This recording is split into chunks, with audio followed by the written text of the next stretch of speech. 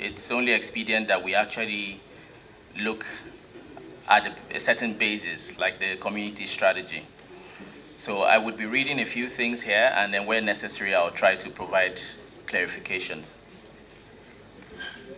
ECOWAS Parliament and the community strategy. By virtue of its mandate, the ECOWAS Parliament operates within the construct of the ECOWAS Community Strategic Framework, the CSF 2016 to 2020.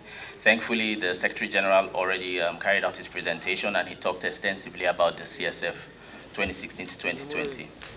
So within the borders of this CSF, the Parliament has identified its own strategic objectives from which it derives its own activities. The SG's presentation thankfully also covered the strategic objectives, but we would quickly take a look again.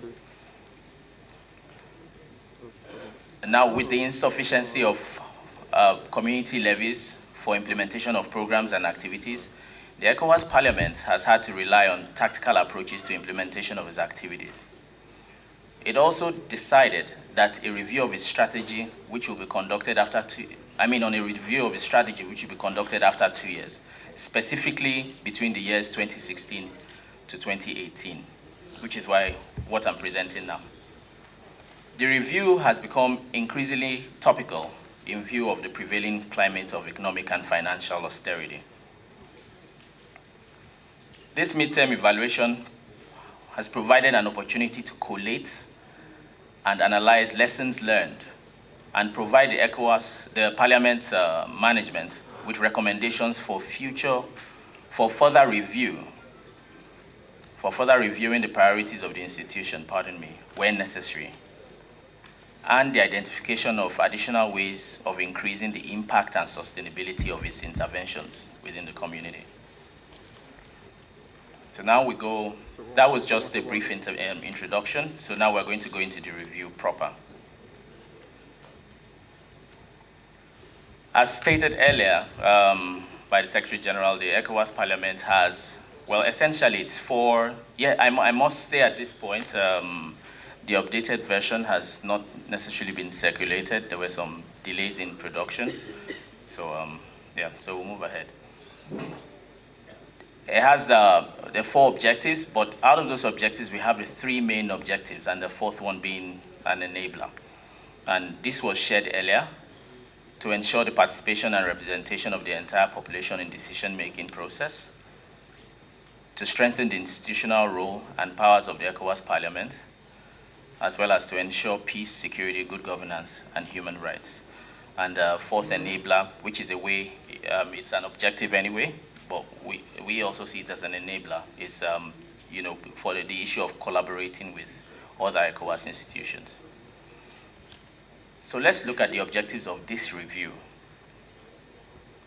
The first one is to assess the progress recorded so far on the implementation of the Parliament's activities towards the achievement of its strategic objectives.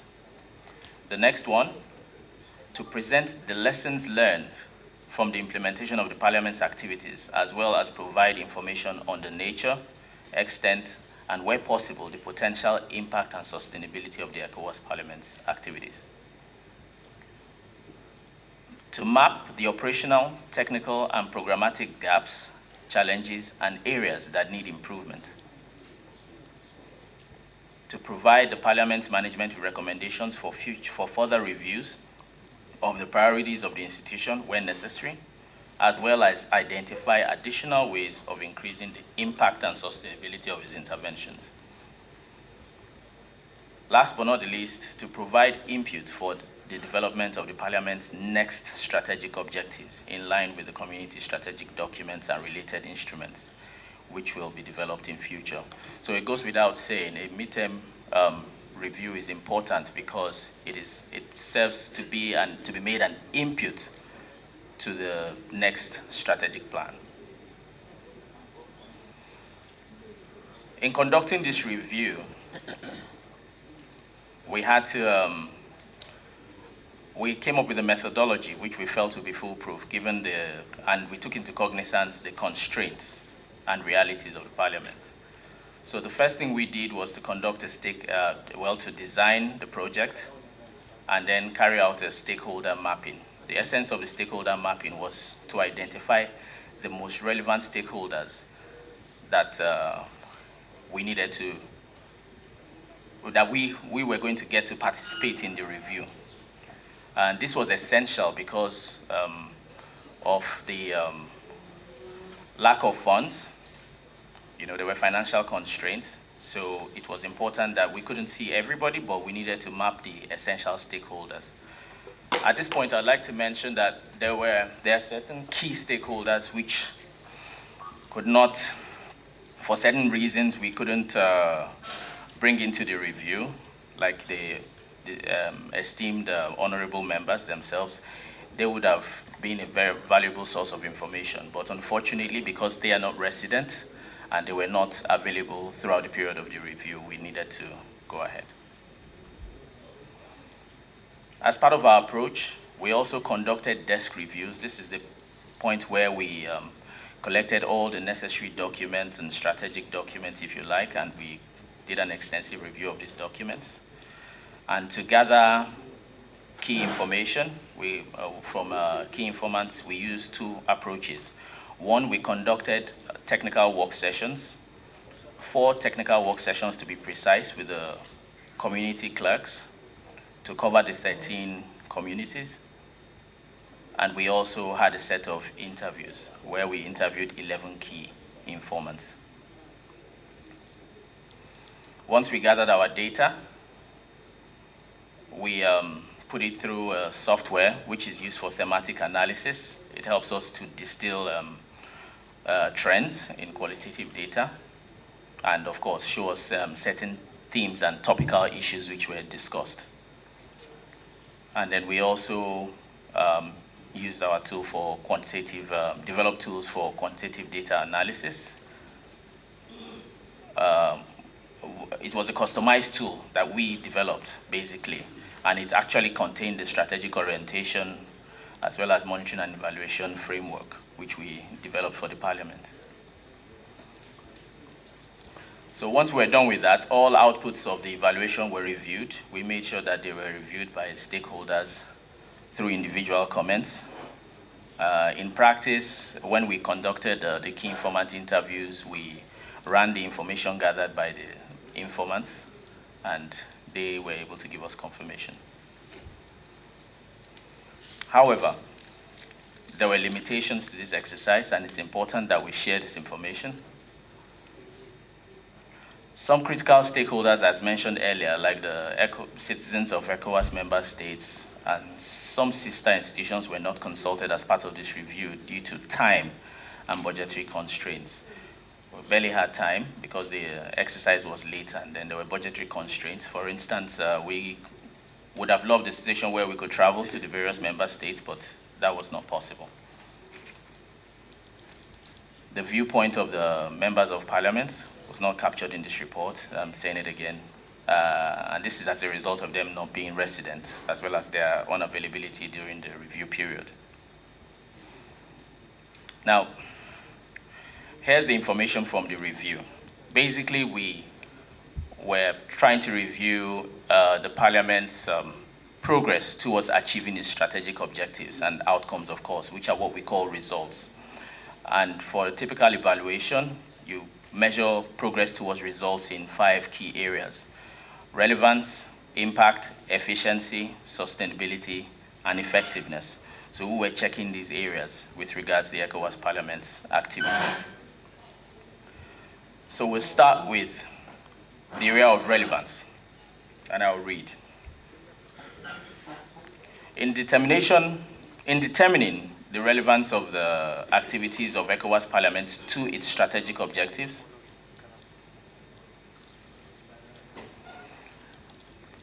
the evaluation considered the ways in which the activities of the Parliament aligned with its priorities, its needs, and the practical requirements of citizens of member states, as well as partners and donors. It was also important to consider the priorities of partners and donors, and so we made sure that we tried to cover these areas. It also evaluates its consistency with global references such as human rights, humanitarian law, and humanitarian principles. So from our findings, we recorded that there were certain areas where the ECOWAS Parliament's activities established great relevance. One is in its sensitization activities. Two, in its mediation. Three, with regards to its development of policies and good governance. Four, carrying out its oversight functions. And five, the fact that the Parliament itself is a platform for redress.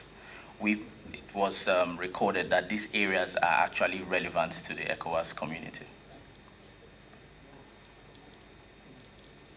The table before you still emphasizes this issue of relevance, and so I would read some of the content just to highlight the things that we were looking out for. The first thing we were trying to find out is the extent to which ECOWAS Parliament's activities are aligned with the needs and priorities of member states. From our findings, the activities of the ECOWAS Parliament can be regarded as a decent representation of the needs and priorities of member states. It's important to note that these responses were gathered from the technical work sessions as well as the key informants that we spoke to.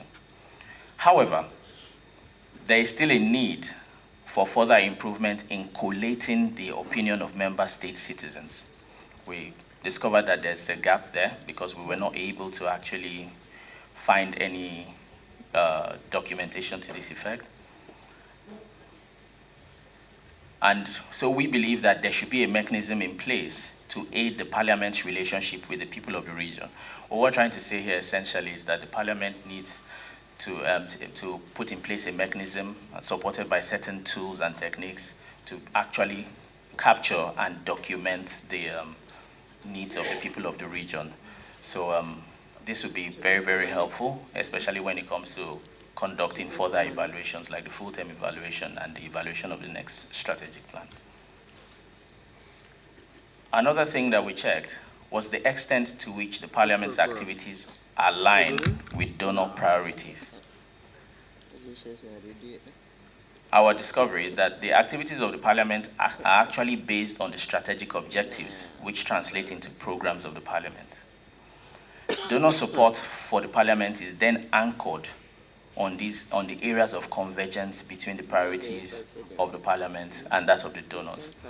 And if I recall, when we were working on the strategic documents to support the donors conference, we're able to actually try to establish a linkage between the Parliament's activities and the Parliament's focus areas, better still, and then the focus areas of the donors. And there was, we were able to also establish strong linkage between the Parliament's strategic objectives, priorities, and activities with the SDGs. Another thing we checked for was the relevance of the role of the ECOWAS Parliament, despite the changing socio-political and economic environment. How relevant was the Parliament given these realities? And from what we recorded, following the enhancement of its powers in 2016, the Parliament has evolved to become more relevant to its socio-political and economic environment, as evidenced by its increasing involvement in the peace process, entrenching democracy and good governance, as well as economic development. So it suffices to say that the work that the Parliament does and its very existence is relevant not only to the community citizens, it's also relevant to the donors and in the entire international community as well. It's also relevant to have the Parliament despite the socio-political and economic challenges that are existent. The next result area is efficiency. Basically, the evaluation of efficiency of the ECOWAS Parliament in the implementation of its activities focused on the impediments and limitations to effective implementation of its strategies, objectives, programs, and activities. So in this process, we were able to capture the key challenges to effective implementation of ECOWAS Parliament strategic priorities and programs. And one is the supranational status of the Parliament. The second one is the high turnover rate of member parliamentarians due to a variation in electoral calendars of member states. The third one is that there seems to be a lack of proper alignment between the annual activity plans and the strategic objectives. 4, the absence of a clear results framework and monitoring evaluation mechanism also affects the efficiency. 5, the Parliament does have certain very pertinent resource constraints, and we're talking in terms of both human resources and financial resources. 6, there's an apparent lack of synergy between the parliamentary committees and the technical departments of the ECOWAS Commission. 7, the absence of a dedicated research unit to support the activities of the members of Parliament also stifles the efficiency. It is our firm belief that if all these areas are improved, so to speak, it would only do well in raising the efficiency levels of the Parliament. With regards to implementation of its activities, of course. Still on efficiency, because it's difficult to talk about efficiency without looking at the financing.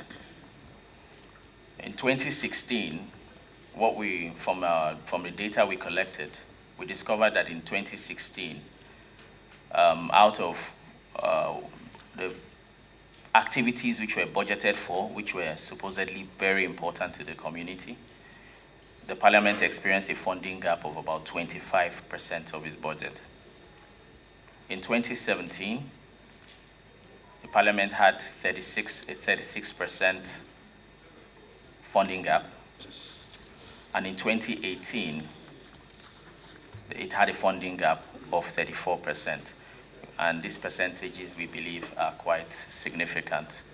So we're hopeful that things can improve as the Parliament gets along. The next result area is sustainability. The evaluation of sustainability of the ECOWAS Parliament's activities is aimed at determining whether the activities of the Parliament offers long-term benefits to member states.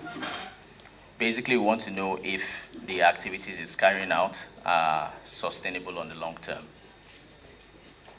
It's also an evaluation of the adequacy of the Parliament's financial and technical resources to continue with its activities at the levels intended in the work plan. It strives to ascertain whether an activity or its impact is likely to continue after support has been withdrawn. So we look at the technical capacity. For Objective 1, measuring the main objectives, to ensure the participation and representation of the entire population in the decision-making process, 17% of respondents believe that the Parliament was not likely, that it was not likely that the Parliament was going to be able to sustain this. However, 50% believed that it was likely, and 33%, somewhat likely, and 33% believed it was likely. If you look at where the scale is tilting from somewhat likely to likely, it's fair enough